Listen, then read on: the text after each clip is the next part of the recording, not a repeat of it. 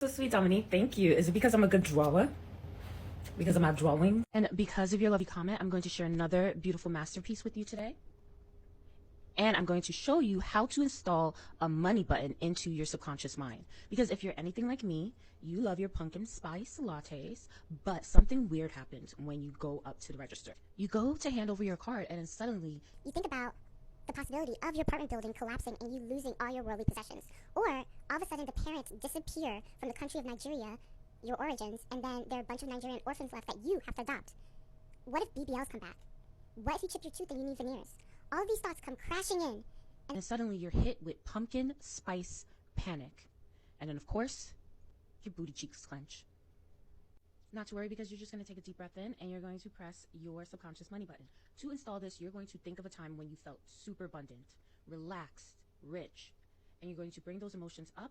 And at the height of that feeling, you're simply going to press the middle of your knuckle and lock that feeling in.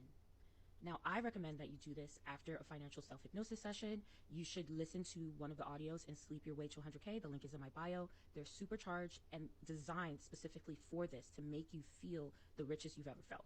But you can use your own memories to create this emotional wealth anchor. Now, whenever you're hit with pumpkin spice panic, you simply just have to press your money button and it goes right into pumpkin spice joy, unclenched booty cheeks, and you can go back to living your rich and caffeinated existence.